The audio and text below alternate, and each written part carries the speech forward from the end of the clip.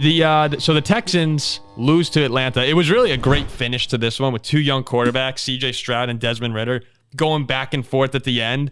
And both of them do get the job done. Unfortunately, like someone just had to fall. We've kind of been rooting for the Texans to some degree lately. We're enjoying the Stroud ride. So we'll start with them. I thought it was a great end for Houston. Great momentum going into the next game despite the loss, because in the second half, they had 49 yards in the entire second half. And then that 75-yard game-winning touchdown. So it was a good bounce back from a team that was kind of struggling to move the ball throughout much of that second half. But once again, CJ Stroud was able to deliver when it mattered. Dalton Schultz with the touchdown. Ziggy, were you particularly impressed with Stroud compared to some of his other performances this year? I continue to be impressed that CJ Stroud is just not turning the ball over. Right? The single most important thing. Very close. He almost did. No, it was very close. And like he sort of got bailed out of that. I actually thought the record was going to break. Instead, he broke the record.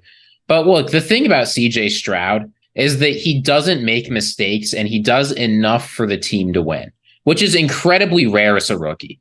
Right? He's going for 250 or more yards in every game. I think it was 249 today, but close enough. He had a go-ahead touchdown when the game demanded it, leaving the Falcons without a lot of time left. Like whatever the Texans have needed him to do, he's done, and he did enough to win this game. Now, unfortunately, the defense couldn't hold it up. Ridder played well, got them the touchdown. The field goal, got them what they actually needed to win.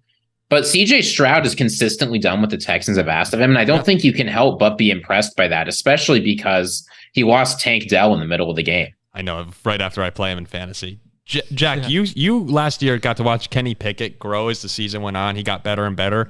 And that's something we've said about CJ Stroud, and what we like so much about him is every week he improves.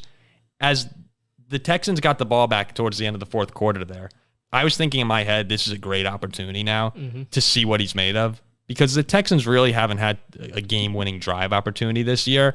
And Pickett started doing that towards the end of last year for you guys. He had a couple game-winning drives. Yeah, 3 or 4. So when you look back, and as someone who's recently had a rookie quarterback that they're keeping a close eye on, were you pretty impressed with the way he composed himself on that drive? Yeah, and going back to what Ziggy was saying as well, like those game-winning drives are always tough. But the way he didn't seem panicked or phased. He doesn't turn the ball over. He plays a good game. He plays an efficient game. And I remember being so thrilled last year when Big Ben was gone. I'm like, all right, how is he going to be? And he takes us down the field and wins us the game. It was Baltimore, right? And Baltimore, and Vegas, yeah, a few of them. And Stroud did exactly that. Like, he did all that he could do. He's trailing late in the game, fourth quarter. He takes him down there. And that's all you can really ask. I mean, it's not on him that the defense allows Ridder to lead the Falcons down. And it's not just interceptions, right? He hasn't taken a sack in 3 games after taking 11 in his first 2.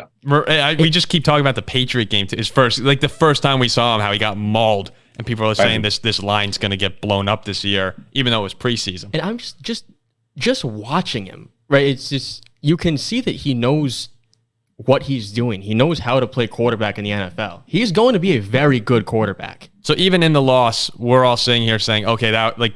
And again, it was a loss and the second half where they had under 50 yards before like you need to account that they didn't move the ball. Stroud, the Falcons defense is pretty solid, and Stroud did all that he could do at the end to win that game. At the end of the game. So good takeaways for the Texans, even though there were some concerns with the offense not moving.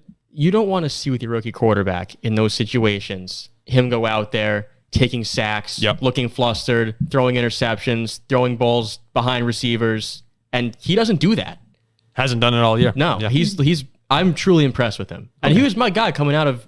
He was my number 1 quarterback coming out of Ohio State. No, I remember that. Ziggy, a closing thought on Stroud before we get over to Atlanta. Stroud played well. Give him a little more time, and importantly, give him a run game. Dameon Pierce was just not able to get it done today. Mm-hmm. If things get a little bit better around him, I think he can play like a superstar. If things get a little bit better around him, and you give DeMeco Ryans a couple years of the defense, I genuinely think this team could be a Super Bowl contender in a couple of years. Wow. They don't look far off, despite losing to the Falcons. I think it's I didn't realize that Will Anderson, it's just the first time I noticed it, but that he's also a captain on the team this year. So Stroud and Anderson, both those top 3 picks, are captains. It says a lot about the direction that the franchise is going in to have your 2 cornerstone pieces already being disrespected in the locker room. Pretty awesome. Stroud finishes 20 for 35, 249, and that one touchdown. It's a fine game. Yeah, that's a fine game. Really good Atlanta defense this year, top 10 in most metrics.